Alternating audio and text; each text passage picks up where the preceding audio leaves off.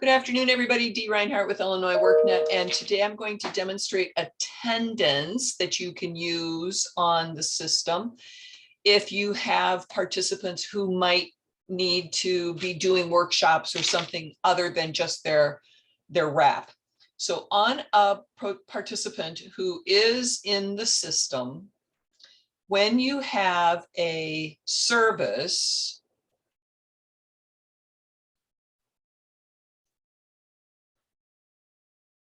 where did their caseload go?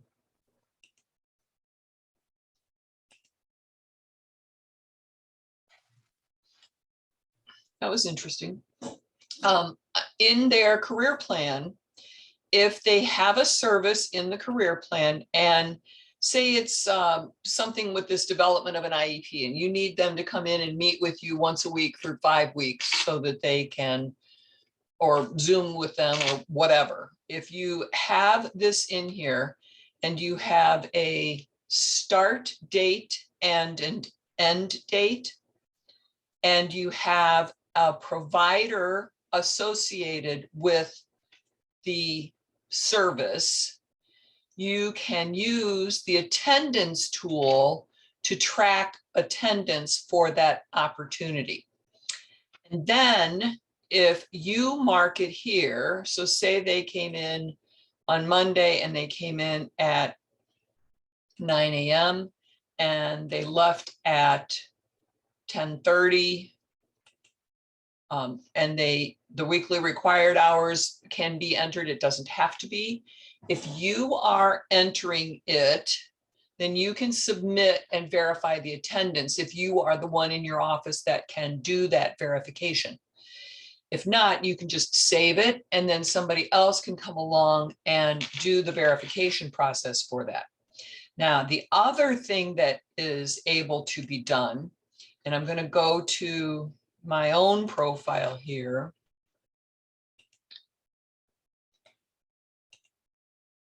If I, as a customer, or if I, as a case manager for an organization, want to track the attendance for a participant in a workshop, all you as a partner would need to do is click on this attendance here. If the participant is checking in, they can do it from their phone. It works. I tested it with another grant group yesterday. And so you can access the attendance on their phone. And when you click on it, you can load a provider. So whoever you are as a provider, you can load that. And then let's try this. And then the activity will come up if you are associated with an activity or if your participant is associated with an activity. Then you can pick a day, say it's today, and I can enter hours for the selected day. Now, if it's just me as a participant, only one row will show up for that service. But if I have a group of participants who are during that time frame participating in that activity, I can mark the attendance for all of those people at one time and then save it. So this has a twofold benefit. The participant can check in on their own, and then you can just verify their attendance, or you can check in an entire group of people for a day's workshop, and it will filter out to each of their profiles. So this is a relatively new tool that was developed within the past 6 months or so. We did it for another grant that has to track attendance, but we like to show this to all of our grantees because it is a tool that you may be able to use. So again, if you were on the participant site and you saw that there were 6 hours entered for this activity during this week, but you only would approve 1.5, then you could go in here and remove the time that was entered inaccurately. So what works for this is if you're in your CRC, if you're in your computer lab, whatever, and you've got a group of people coming in, you could have them all sign in on a sheet and then just in one fell swoop, sign them all in as a group for that activity. Or you can ask them to use their phone and track their attendance on the phone for that. Any questions about this?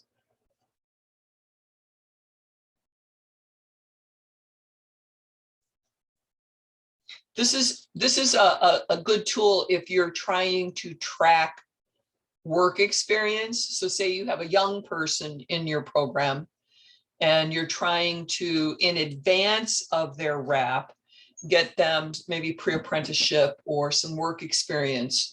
You could use this to track their hours for their work experience and have it match what their timesheets might say at a business. So it's a virtual way of checking in on a time clock here.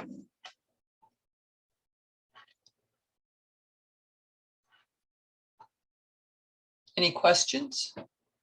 What do you think about this?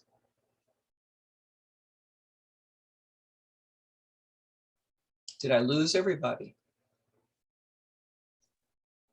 I think it's a great feature. I don't know that I would necessarily use it, but. And it might not be for everybody, Lisa. Right, right.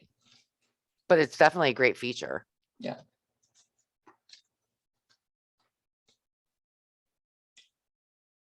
All right, anybody else? Are there any questions that anyone has that I could continue on with the recording? Otherwise, I'll thank everybody and end the recording, and then we can answer specific questions. You know, I have a question, Dee, here. I'll turn my camera on because I know it's not polite. Ooh, if I could turn it on. I have a question. So with the intake interview that we do, right, when we're putting them into the system, I'm starting now to collect that information when they are a candidate and not when they've already been hired or they become an actual full-on apprentice. Just because we're tracking the recruiting piece of that too, and you know, who we're recruiting to and who we've got as candidates. Am I able to go ahead and just plug that information into workNet on my own? You can add the customer here. Okay, that's what I mean. Like, so I don't necessarily have to have them be with me to do the intake if I have all the information in front of me. Right. If you have the answers to those 5 pages, you can enter the customer in and then just wait to do the eligibility. Okay. And I was even thinking about doing that and then just, oh, it won't let me. I was gonna say, maybe I could do that, but then send them the application, because I know that's one of the choices when you log in, where you could either do the intake with them or send them the application. Yes, and you can send them the application, but if you've got the data, it's 5 questions. Right. So okay. Okay. I've got other programs that are using it, and the questions are much more lengthy and intense. Okay. All right. All right, good. That helps me. Thank you very much. This way, once they become an apprentice, I could just transfer it into the system. Yeah. So it's helpful that way. All right, perfect. Thank you. Good. You're welcome. Anyone else? All right. Thank you for watching today. I'm going to end the recording so that it can be posted, and we will wait for just another moment or two to see if there are any other questions.